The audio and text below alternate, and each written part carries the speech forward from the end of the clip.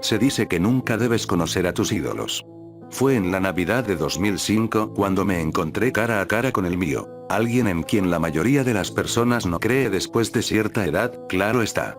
Tenía 10 años en ese momento y seguía aferrado a mis creencias, a pesar de las burlas inevitables que eso podía provocar. Joana, mi hermana mayor, jojo para sus amigos y familiares, se reía abiertamente de mi insistencia en que el hombre del sombrero era real, pero siempre había sido una persona lógica.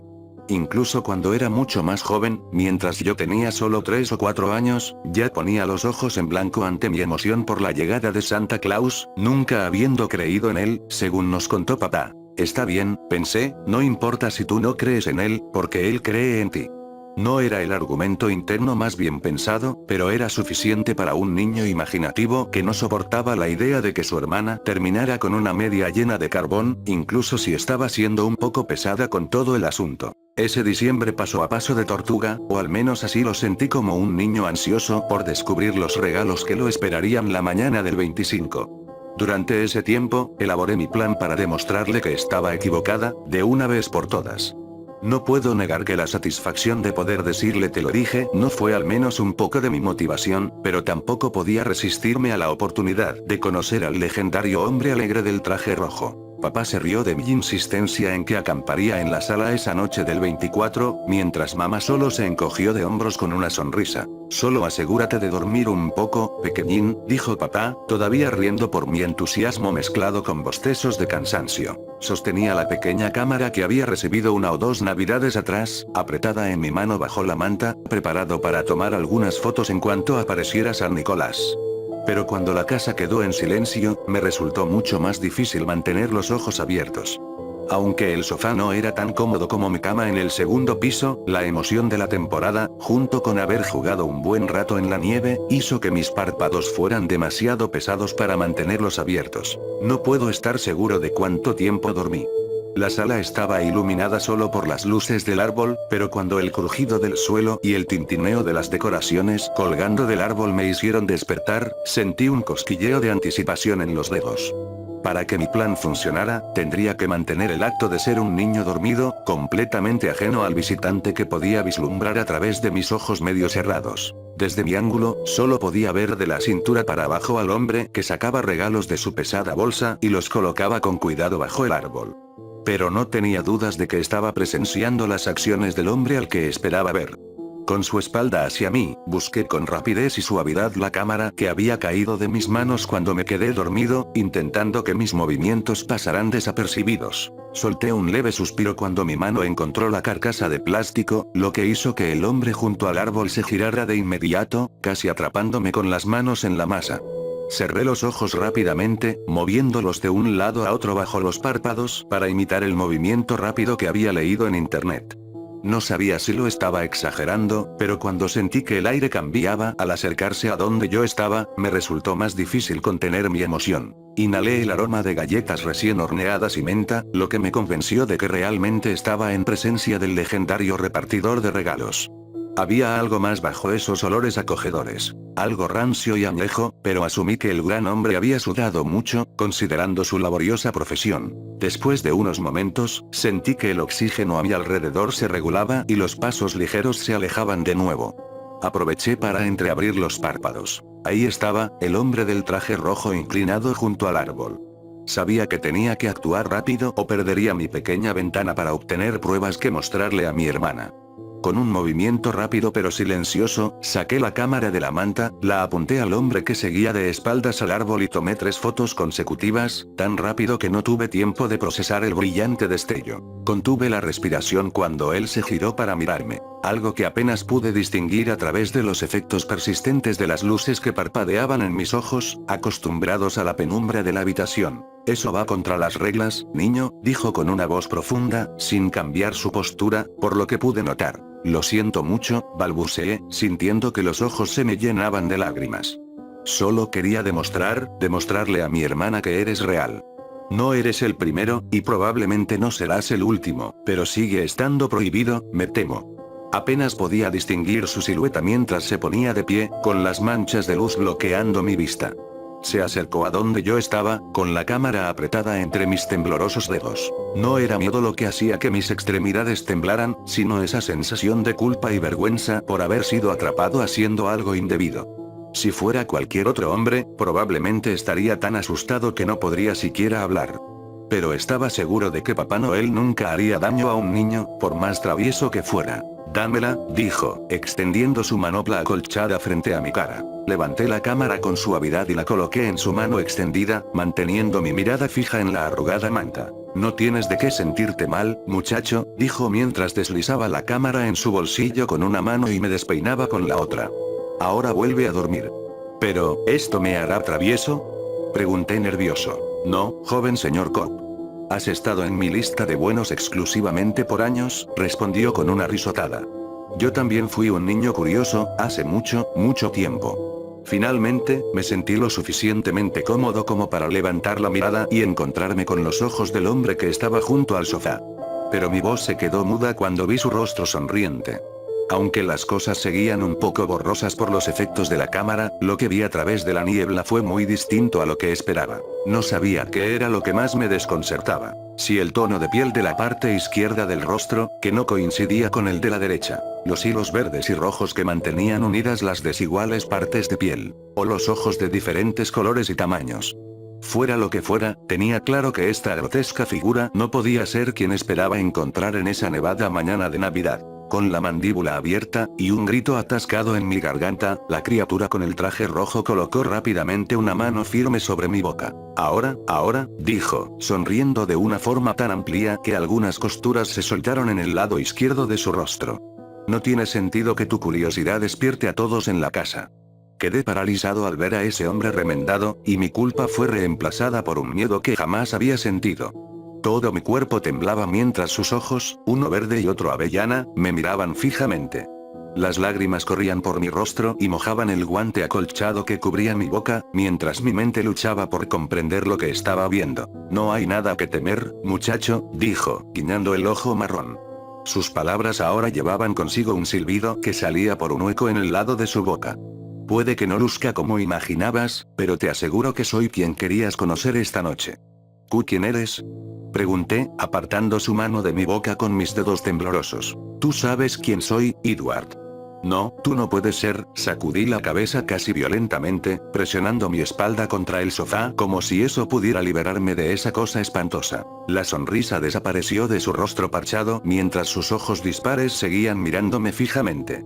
Bajó la cabeza y, dándose la vuelta, caminó hasta el sillón reclinable de mi padre, diagonal al sofá donde yo estaba. Girándose nuevamente hacia mí, se dejó caer en la silla favorita de papá. Nos quedamos observándonos, mis ojos llenos de terror y los suyos reflejando algo parecido a la vergüenza. He estado haciendo esto por mucho tiempo, Edward, dijo con una voz extrañamente compasiva. La inmortalidad, te lo aseguro, no viene sin un costo. No puede ser él, no lo creeré, dije, negando con la cabeza mientras mi cuerpo seguía temblando. Lo soy, joven señor Cobb. Lamento mucho no ser lo que esperabas, pero te aseguro que no hay necesidad de tener miedo, nunca lastimaría a un niño. ¿Ni siquiera a los malos? No, nunca. No cuando aún son lo suficientemente jóvenes para cambiar. Incluso si son realmente malos. No. Jamás. Nunca a un niño, no si puedo evitarlo. Además, para eso está el tren. El tren. Eso no debe preocuparte, muchacho. Te lo prometo. Seguimos mirándonos tanto tiempo que mis ojos comenzaron a arder por mi negativa a parpadear. No solo estaba horrorizado por lo que tenía frente a mí, sino que temía lo que podría hacer si apartaba la vista por un segundo. Mi cuerpo temblaba mientras presionaba mi espalda contra los mullidos cojines del sofá, con la manta subida hasta mi labio inferior tembloroso. Cada fibra de mi ser estaba en completa negación de lo que veía, aunque claramente no tenía malas intenciones en ese momento. Algo de lo que comencé a dudar después de lo que ocurrió luego. Deja de mirarme así, dijo, apenas en un susurro, frunciendo el ceño con ambos lados desiguales de su rostro. No dejé de mirarlo. No podía. No tenía control sobre mi cuerpo en ese momento. Bien podría haberme pedido que levitara 3 metros por encima del sofá, con la cantidad de control que tenía sobre lo que mi mente y mi cuerpo estaban experimentando. Basta. Repitió, inclinándose hacia adelante con los codos apoyados en las rodillas. ¿Tienes idea de lo que he soportado durante los siglos? ¿Tienes siquiera una pizca de aprecio por lo que me obligo a hacer para seguir dándole a ustedes, ingratos niños, una feliz Navidad? Sacudí la cabeza, casi espasmódicamente. No en respuesta a su pregunta, sino en una negación continua de lo que estaba presenciando. Me convertí en una abominación por ustedes. Por ti y por todos los demás niños. ¿No es eso suficiente? Me giré, apartando la mirada de él por primera vez. Mírame. Gritó, reclamando mi atención inquebrantable mientras se ponía de pie de un salto, arrancándose el sombrero y abriendo su abrigo. Las cicatrices y los tonos de piel mal emparejados que cubrían su pecho demacrado casi me hicieron gritar tan fuerte que podría haber despertado a los muertos, además de a mi familia dormida. El cabello remendado, enmarañado y desigual de su cabeza parecía a punto de soltarse, como si los hilos que lo mantenían unido fueran a deshacerse en cualquier momento, revelando el cráneo debajo. Esto es lo que tuve que ser para continuar con mi camino elegido, dijo con una voz quebrada mientras cerraba su abrigo. Me convertí en este monstruo, por ti, por todos los niños del mundo. Se acercó de nuevo a mí, inspirándome a intentar hundirme más en los cojines. Cuando se agachó para mirarme directamente a los ojos, mis lágrimas fluyeron con más fuerza, transformándose en un huracán desbordante. Deja eso. Sus manos se aferraron a mis hombros con tanta fuerza que pensé que planeaba reclamar mis brazos, para guardarlos como repuesto. Mientras me daba cuenta de que una de sus manos era mucho más grande y fuerte que la otra, esa conciencia solo profundizó aún más la locura de todo lo que estaba experimentando. Observa las maravillas que te traje, dijo, retirando una mano para señalar el montón de regalos perfectamente envueltos. ¿Es demasiado esperar un poco de gratitud? El ceño fruncido y desparejo se suavizó, revelando sus propios ojos vidriosos, brillando bajo la suave iluminación de las luces festivas del árbol. En ese momento, incluso a través de mi visión llena de horror, finalmente pude distinguir la melancolía y la expresión de dolor escondida detrás de la grotesca piel remendada. Gracias, dije mientras mis lágrimas finalmente se disipaban. Y lo siento haberme asustado. Es solo que... No, dijo, suavizando su agarre en mi hombro, soy yo quien debe disculparse, mi querido joven. Sus manos cayeron inertes a sus costados, trazando las fibras de la alfombra con sus guantes acolchados. Mientras bajaba la cabeza, apartando sus ojos de los míos, dejé caer la manta de entre mis dedos y levanté la mano hacia su mejilla fría y arrugada. De hecho, se siente algo curioso, dije, pasando mis dedos, que ya no temblaban, por la costura que unía la parte superior de su rostro con la inferior. ¿Huele?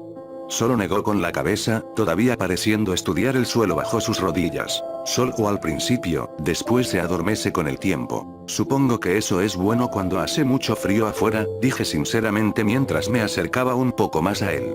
Hoy jugué en la nieve, y mi piel parecía que ardía después de un rato. ¿De verdad?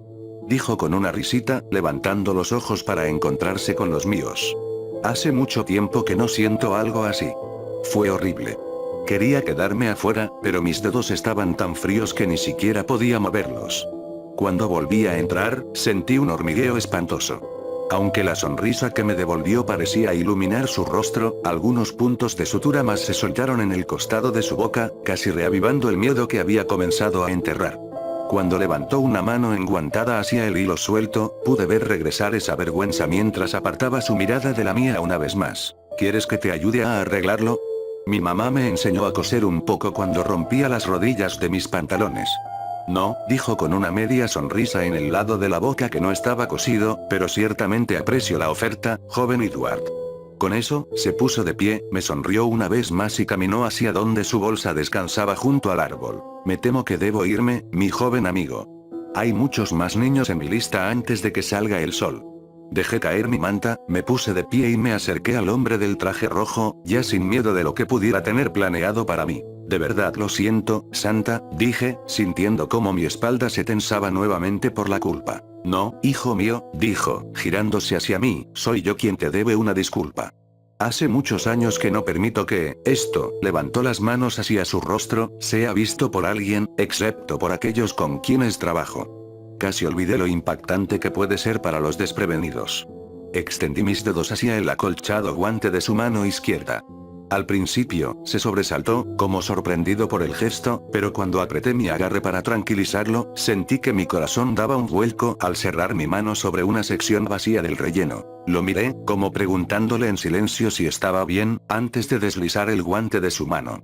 Sentí que mi mandíbula se aflojaba al ver los 3 dedos ausentes, dejando solo el índice y el pulgar. ¿Qué pasó? Tartamudeé, no por miedo esta vez, sino por la tristeza que comenzaba a despertar en mí. Un pequeño accidente hace unas semanas, dijo casi con desdén, nada de qué preocuparse, joven. ¿Puedes conseguir nuevos?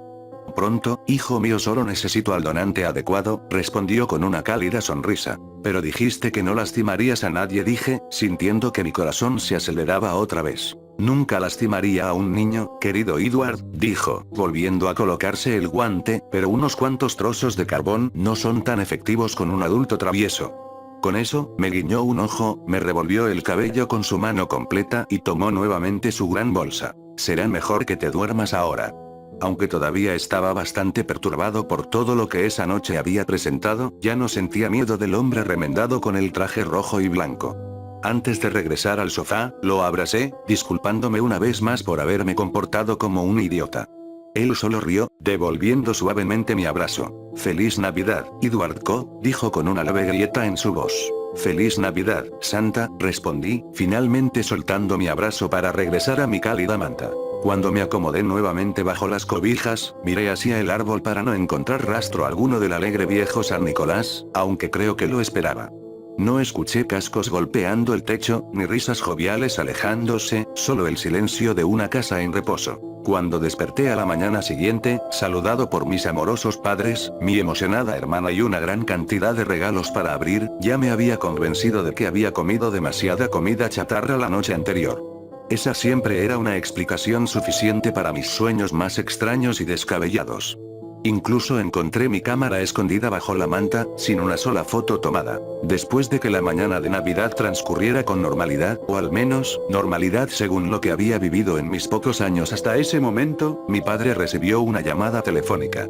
Parecía algo desconcertado cuando miró el identificador de llamadas antes de contestar, pero la expresión de confusión en su rostro pronto se transformó en algo más preocupado e inquieto. Susurró unas palabras a mi madre que no logré distinguir, lo que hizo que su rostro imitara el suyo en ese momento. Sin embargo, rechazó su ofrecimiento de acompañarlo mientras se ponía ropa más abrigada y casi salió corriendo por la puerta principal. ¿A dónde va papá?, preguntó Jo, apartando por primera vez en horas la vista de su nuevo iPod. Tiene que encontrarse con tu tío Bob, respondió mamá, visiblemente incómoda con ese encuentro. Solo había conocido al hermano de mi padre una vez, unos 4 o 5 años antes de ese día de Navidad, si la memoria no me falla. Incluso en aquel entonces, podía notar que mi mamá no pensaba muy bien de él, pero su visita a la casa duró, como mucho, unos 10 o 20 minutos. Esa noche escuché discutir a mis padres, con mi madre insistiendo en que el hermano de papá no era bienvenido en nuestro hogar. Aunque mi padre parecía bastante molesto por sus palabras, no puso tanta resistencia como esperaba. Sin embargo, cuanto más hablaban, después de que los gritos se calmaron, más fui entendiendo. Más tarde me enteraría de que Robert Co., 2 años mayor que mi papá, valoraba más la botella que a la familia de su hermano. También priorizaba su adicción sobre su propia esposa e hijos, para el caso. Habiéndolo conocido solo esa vez, no tenía idea de que tenía 3 primos. Un chico de mi edad y 2 chicas, 3 y 5 años mayores que yo. Con esos antecedentes en mente, cuando mi papá volvió unas 2 horas después acompañado por el tío Bob, entendí por qué mi mamá parecía a punto de estallar. Cuando mi padre la miró con los ojos llenos de lágrimas contenidas, ella se quedó sin palabras cuando Robert la abrazó, disculpándose por ser un cuñado tan terrible. Fue en ese momento, mientras estaba completamente distraído de los regalos que había abierto esa mañana, mirando a los adultos actuar de manera tan extraña ante mis jóvenes ojos, que noté algo que hizo que se me cortara la respiración nuevamente. Unos minutos después, Bob explicó las vendas que envolvían su mano izquierda. Cómo se había despertado esa mañana con un lazo rojo donde ahora estaba la gasa. Todavía resacoso por la borrachera de la noche anterior, como solía terminar casi todos los días desde que su esposa lo dejó, llevándose a sus hijos con ella, no recordaba cómo había perdido esos 3 dedos, ni por qué había envuelto los muñones ensangrentados en un lazo festivo. Viendo esto como una llamada de atención muy necesaria para intentar recuperar su vida, se dirigió directamente al hospital, llamando a mi padre cuando llegó. Cuando mis padres lo acompañaron a la cocina, prácticamente ordenándonos a mi hermana y a mí que nos quedáramos donde estábamos, no pudimos evitar escuchar desde el otro lado de la puerta. Aunque era demasiado joven para entender realmente mucho de lo que se decía, lo que el tío Bob confesaba, Joe intentó explicármelo más tarde en términos más aptos para niños. Básicamente, Roberta admitió el abuso que había infligido a su esposa e hijos. Aunque solo se había puesto físico con su esposa, estaba tan avergonzado de eso como de los años de abuso verbal. En los meses siguientes, mi padre estuvo al lado de su hermano mientras luchaba por desintoxicarse, con el pleno apoyo de mi madre. Tiempo después, su esposa separada le dio una segunda oportunidad. Aunque finalmente no pudieron salvar su relación, permanecieron como amigos, incluso cuando ella se volvió a casar. Sin embargo, se involucró mucho más en la vida de sus hijos, así como en la de sus sobrinos. Hasta el día de hoy, el tío Bob se mantiene en contacto. No lo veo tanto como solía hacerlo, ni a él ni a mis primos, pero supongo que eso es parte de crecer. Aún así, todos nos reunimos para el Día de Acción de Gracias y Navidad. Esta última es más importante para mi tío que cualquier otra festividad, ya que es el aniversario del día en que se dio cuenta del monstruo en el que se había convertido. A menudo me permito creer que los recuerdos que todavía guardo del hombre que conocí esa madrugada de Navidad no son más que un sueño especialmente vívido que se ha quedado conmigo hasta el día de hoy. El hecho de que el individuo remendado en el traje rojo careciera de los mismos dedos que mi tío perdió horas después de ese extraño sueño lo atribuyo a una coincidencia inexplicable de un vuelo profético de la mente dormida. Por supuesto, hay otras veces en las que creo plenamente que descubrí la verdad detrás del mítico santo de la temporada. Las medidas extremas que tomó para continuar su misión a lo largo de los siglos. No solo eso, sino que creo que es muy probable que ya tuviera una mano izquierda completamente intacta cuando el sol se puso ese día de Navidad. Aunque nunca lo volví a ver después de esa noche, creo que fue esa experiencia la que me impulsó a intentar crecer para ser un buen hombre. Eso, así como las lecciones que me enseñaron mis padres. Sí, ha habido momentos difíciles que casi me inspiraron a desviarme de ese camino, ya que la vida tiende a lanzar algunas curvas incluso al más preparado para lo peor, pero siempre he logrado encontrar el camino de regreso. Quizás no sea la motivación más honorable. El miedo a que me corten y quiten partes de mí para arreglar un trineo o dos del viejo Santa, por así decirlo, pero es algo al menos. Crean o no mi historia. Es bastante descabellada, no lo niego. Todo lo que pido, cuando todo esté dicho y hecho. Traten de ser buenos, por amor a la bondad.